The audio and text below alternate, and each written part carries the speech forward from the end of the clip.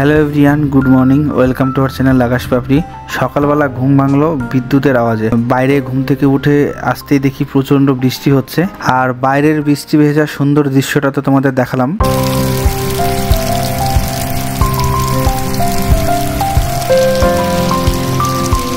পাপড়ি আর সোনামা এখন তো ঘুমোচ্ছে, আর আমি উঠে আগে একটু ফ্রেশ ট্রেশ হয়ে নিলাম, আর এরপরে ওদের ডাকবো।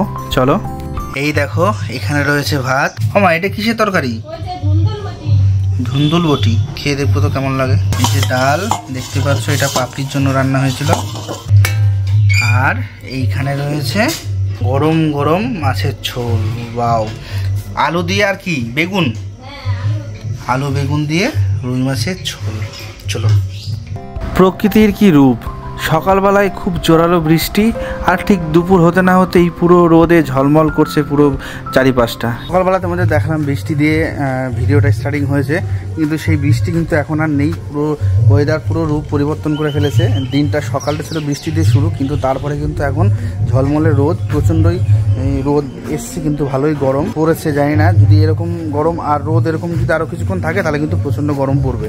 তো দেখা যাক, বৃষ্টি আজকে তো হবেই, কালকেও বৃষ্টি হতে পারে, এরকম ওয়েদারই আছে এরকম। তো দেখা যাক। আর কারেন্ট কিন্তু সকাল থেকে নেই, এটার জন্য ভীষণ সমস্যা হচ্ছে। ভিডিও দিতে পারছি না, এডিটিং করে কিছুটা এডিটিং হয়েছে, রেডি করে রেখে দিয়েছি। ল্যাপটপে চার্জ নেই, কারেন্ট আসলে চার্জ দিয়ে তোমাদের ভিডিও আপলোড দেবো। দেখা যাক কি করা যায়। ইলেকট্রিক অফিসে ফোন করছি, কমপ্লেন করতে হবে, নয়তো কাজ হবে না। সিঙ্গেল ফেজে রয়েছে। ঠিক আছে, চলো। আর দেখাই তোমাদের পাপড়ি সোনামা কি করছে। এই দেখো, পাপড়ি এখানে বসে রয়েছে। কি করছো তুমি?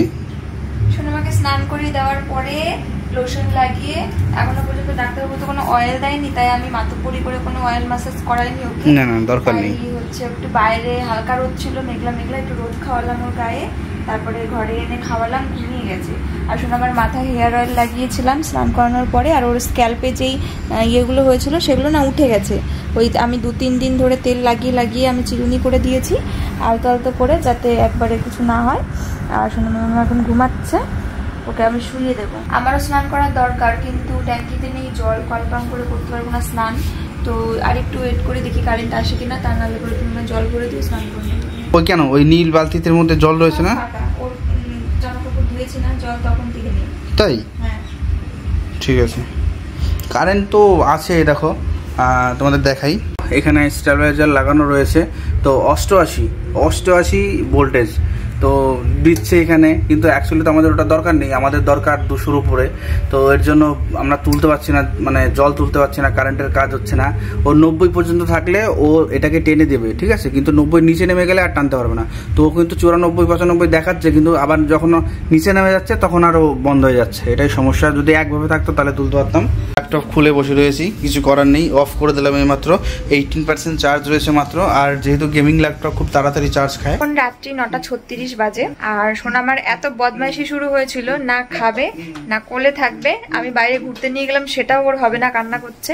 তো আমি বুঝতে পারলাম যে ওর এখন কি দরকার। নাচাবে, ঘোরাবে, অনেক রকম, মানে একরকম না, অনেক কিছু করতে হবে। একদম চুপ। তো আমি অনেক রকম ভাবে চেষ্টা করেছি, পারিনি, তাই একে হ্যান্ডওভার করে দিয়েছি। তারপর থেকে কোনো কান্না নেই। অত বেশি করলে কিন্তু আর পরে এরকম না করলে থাকবে না। আর আজকে রান্না হবে আমাদের বাড়িতে লুচি, অনেকদিন পর। লুচির সঙ্গে হবে হচ্ছে ছোলার ডাল আলু দিয়ে। শীতকালে হলে আলু ফুলকপি দিয়ে খুব ভালো লাগে, করেছিলাম, মানে শীতকালে যখন করেছিলাম লুচির সঙ্গে আলুর তরকারি, তখন আলু ফুলকপি এগুলো দিয়ে করেছিলাম, ভেজিটেবল দিয়ে, বেশ ভালো লাগে।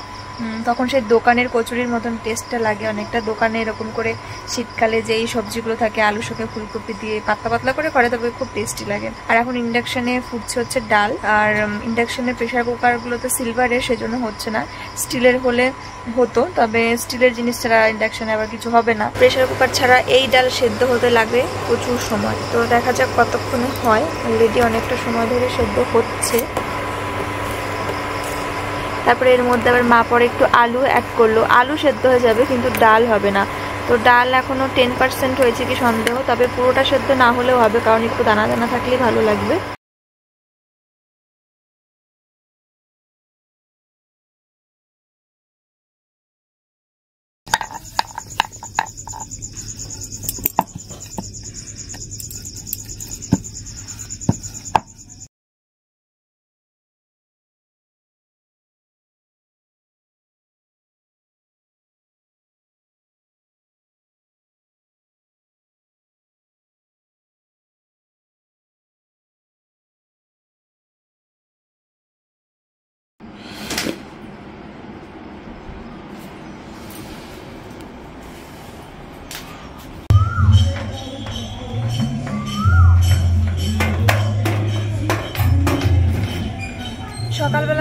আবারও চলে আসলাম। সকাল আর নেই, 10টা বেজে গেছে।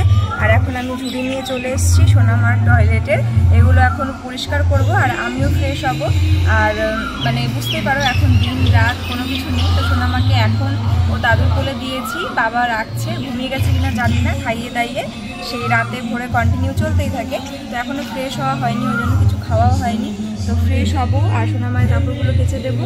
আর মেঘ করেছে আকাশে খুব, দেখো আকাশটা কিন্তু আজকেও পুরো মেঘলা। কালকে তো তোমাদের দেখালাম, কালকে তোমাদের বৃষ্টি দিয়েই ভিডিও স্টার্টিং হয়েছে, কিন্তু আজকেও আকাশ পুরো মেঘলা। কালকে কিন্তু আমরা সারাদিন কারেন্টের সমস্যায় ভুগেছি, বলো খুব কষ্ট হয়েছে কারেন্টের জন্য। কারেন্ট না থাকলে সত্যি ভীষণ অসুবিধা হয়। আর আমরা যেমন তেমন, কিন্তু বাচ্চা থাকলে আরও বেশি কষ্ট হয়ে যায়। জলের সমস্যা, আরও অনেক রকম সমস্যা থাকে। তো চলো আর লেট করবো না, যাই।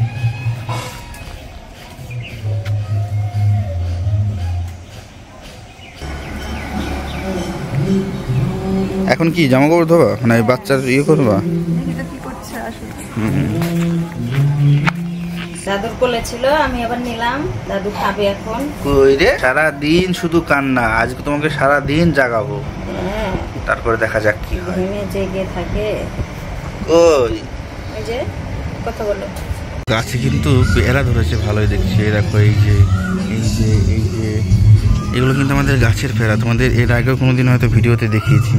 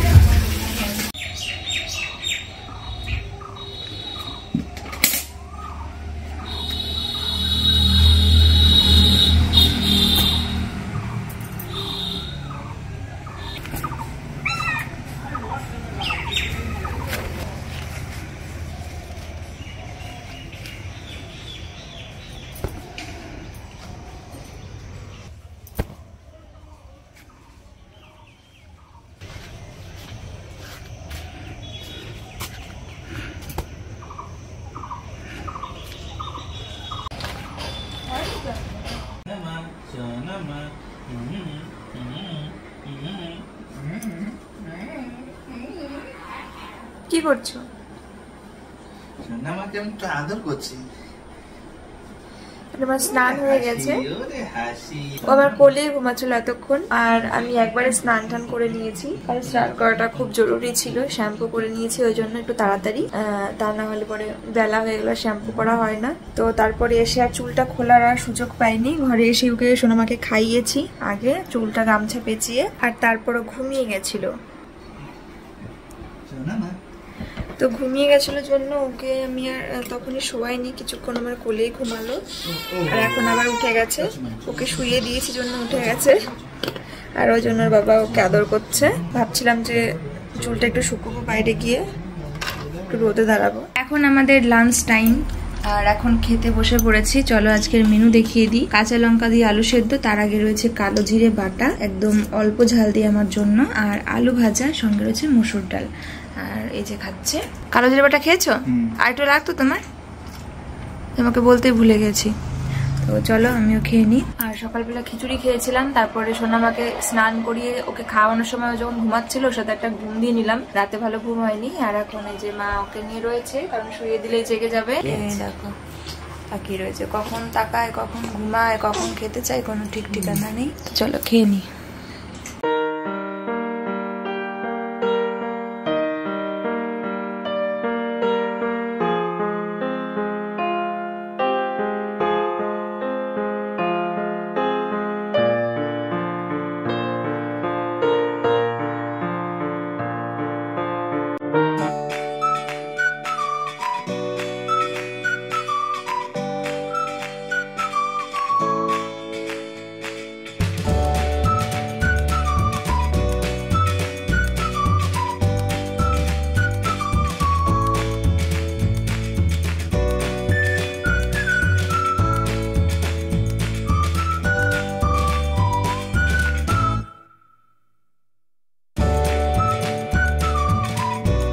এই দেখো এখন বাজে হচ্ছে 7:08, তো সন্ধ্যাবেলা। আর সোনামা তো সারাটা দিন ঘুম দেয়। এখানে বাবার মেয়ে ঘুমাচ্ছে, আমি মাঝখানে ছিলাম। আমি দুপুরবেলা ঘুমিয়েছি সোনামার সঙ্গে ওর স্নানের পরে, সেই কারণে আমার ঘুম পাচ্ছে না। তো ইচ্ছা করছে ওর সঙ্গে এখনও ঘুমাতে, যাতে ওর যখন উঠবে, ওর যখন ফুল এনার্জি থাকবে তখন আর আমাদের এনার্জি থাকবে না। আর তোমার দাদাভাইকেও বললাম ঘুমিয়ে নাও, কারণ রাতে সারা রাত জাগতে হবে, তখন খুব শরীর খারাপ লাগবে।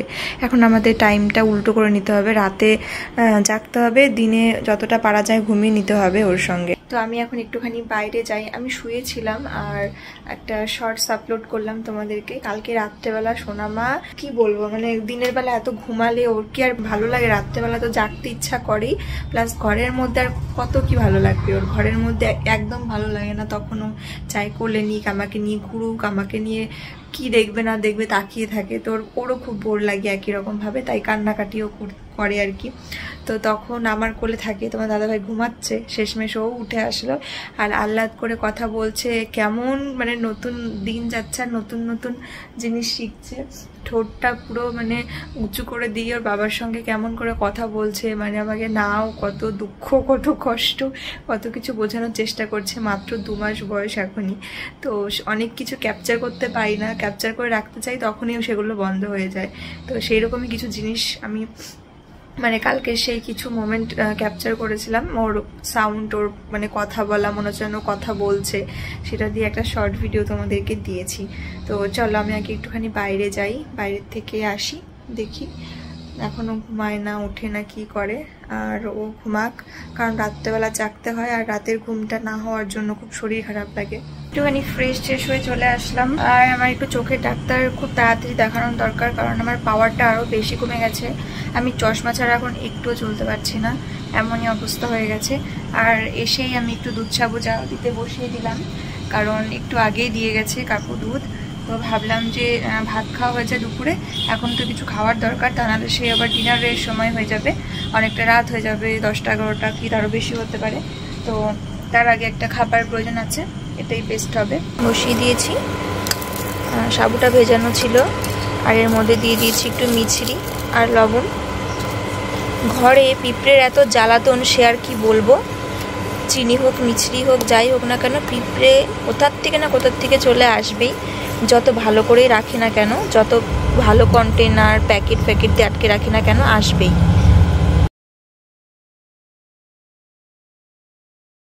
এখন আমরা ডিনার করছি, আমরা বলতে সবার ওই ঘরে হয়ে গেছে, আমি এই ঘরে খাচ্ছি। মা নিয়ে আসলো খাবারটা, আর দেখতে পাচ্ছ রান্না হয়েছে চিকেন। কাল না পরশু বেশ হয়েছিল, কাল হয়েছিল লুচি, আজ হয়েছে পরশুদিন হয়েছিল চিকেন। তো চলো খেয়ে নি চটপট। এই যে এখন রয়েছি বাইকে বসে রয়েছি, আর এই যে পাপড়ি রয়েছে। এখন বাজে তোমাদের দেখাই, দেখতে পাচ্ছ কিনা জানি না, 1:45, 1:46 বেজে গেছে। আর এই যে আমাদের বাড়ির সামনেটা রয়েছি। রাস্তায় মোটরসাইকেলে বসে মাঝরাতে হঠাৎ করে পাপড়ির প্রচণ্ড পেটে ব্যথা শুরু হয়। তারপরে সেই আগে একদিন হয়েছিল না হসপিটালে নিয়ে যাওয়ার মতন, তো আমরা পুরো ডিসিশন নিয়ে নিয়েছি যে হসপিটালে যাবো। তো আমি সঙ্গে সঙ্গে বাড়ি থেকে একটা ডট দিয়ে দিলাম, একটা ব্যথা ওষুধ দিলাম আর একটা গ্যাসের ওষুধ দিলাম। এখন তখন মানে কি প্রচণ্ড কষ্ট ছিল, এখন বলে জাস্ট একটুখানি কমেছে, তার জন্য আমরা জাস্ট বেরিয়ে গেছি বাড়ি থেকে। এখনও হচ্ছে না, আবার হচ্ছে। তো চলো হসপিটালে চলো তাহলে হসপিটালে যাই। আমরা ভেবেছিলাম যে 10 মিনিট দাঁড়িয়ে যায়, যদি কমে, তো বললো আবারও বাড়ছে। ঠিক আছে চলো। মারাত্মক যন্ত্রণা হচ্ছিল আমার, এখানে এসে আগে একটা ইনজেকশন দিয়ে দিল, কিন্তু তখন আমার ব্যথাটা কম ছিল কিছুটা, আর তার কিছুক্ষণ পরে শুরু হয় প্রচন্ড ব্যথা, যেটা সহ্য করতে পারছিলাম না। তো এই যে ওষুধ লিখে দিল, এখন 2:38 মানে 3টে বাজতে চললো। তো ব্যথা কিন্তু একটুখানি কমে আবার বেড়েছে। তো বললো যে অ্যাডমিট করার কথা। আমি বললাম যে ম্যাম 2 মাসের বাচ্চা রয়েছে বাড়িতে, অন্য কোনো ট্রিটমেন্ট যদি আরও 1 ঘন্টা বসতাম আমরা, কোনো সমস্যা হতো না। কিন্তু বললো দেখো এই ওষুধগুলো পাও নাকি, নাহলে অ্যাডমিট হতে হবে। এত ছোটো বাচ্চা বাড়িতে শুধু বেস্ট মিল্ক খায়, বেস্ট মিল্ক খেয়ে ওকে রাখাটা খুব সমস্যা হয়ে যাবে। তাহলে বাড়িতে মা রয়েছে, বাবা রয়েছে, সব টেনশনের মধ্যে পড়ে গেলাম। দেখা যাক। আর এত রাতে 3টের সময় দোকান তো এখানে অসম্ভব খোলা পাওয়া, তাও একবার চান্স নিয়ে দেখি পাই কিনা। এদিকে ব্যথায় প্রচন্ড কষ্ট হচ্ছে, শুধু ভাবছি আমার কখন ব্যথাটা কমবে, ঠাকুর ব্যথাটা কমিয়ে দাও, আমি সোনামার কাছে যাব। ওর কথাটা, ওর মুখটা বারবার মনে পড়ছে, 5 মিনিট পর পরই খিদে পেলে খেতে চায়, কান্না করে, কখন যে কমবে। আমি তো এখন বাজে, তোমাদের তো দেখালাম তখন কটা বাজে, আর এখন বাজে দেখো 3:40, 3:30 সরি তো এখন আমরা হসপিটাল থেকে বেরোচ্ছি, কিন্তু ও পুরোপুরিভাবে রিকভার এখনও হয়নি। তো ডাক্তার বলেছিল অ্যাডমিট করতে, তো অ্যাডমিট করলে তো করা যায়। সবচেয়ে বড় সমস্যা সেটা হচ্ছে কুমাশের একটা বেবি রয়েছে, তো তাকে বাড়িতে ফেলে এসে অ্যাডমিট হওয়াটা ওর পক্ষে একটু কষ্টকরই হয়ে যাচ্ছে, কারণ ও বাড়িতে কান্না করছে, ও এখন ব্রেস্ট ফিডিং করে। তো সমস্যা তো সত্যি খুব হচ্ছে। তো এখন আজকে সব থেকে বেশি চিন্তা হচ্ছে, আমার ভয় করছে সেই মারাত্মক ব্যথাটা যদি আবার ওঠে, আমি সেটা সহ্য করতে পারছি না। এখন পারছি, ব্যথাটা আছে কিন্তু কম, তো ব্যথাটা যেন আর না হয়। সেটাই। তো জানি না ওর, তোমরা অনেকে কমেন্ট করেছো যে গলস স্টোন কিনা, তো এইমাত্র সব একটা অপারেশন থেকে উঠলো, তো জানি না আবার অপারেশন করতে হবে কিনা। মানে এটা কেমন হয়ে যাচ্ছে না ব্যাপারটা, যে একবারে অপারেশন হয়ে আবার অপারেশন। তো দেখা যাক, বুঝতে পারছি না। কালকে আমরা একটা জেনারেল সার্জন দেখাবো বা একটা গাইনোকোলজিস্ট দেখাবো, দেখিয়ে কালকেই চেষ্টা করবো একটা ইউএসজি করে নেওয়ার, খুব ভালো জায়গা থেকে। ইউএসজিটা হয়ে গেলে হ্যাঁ পুরোপুরি ক্লিয়ার হয়ে যাবে যে কী সমস্যা। ঠিক আছে, তো চলো দেখা যাক কি হয়েছে না হয়েছে। তোমার কি এখন আগের থেকে একটু কম লাগছে? এখন সহ্য করার মানে আছে অনেক, কিন্তু অনেকটাই কম আছে, কিন্তু কন্টিনিউ পুরোপুরি কমেনি। আগে বাড়ি চলো, আগে ওর কাছে চলো। ঠিক আছে, চলো।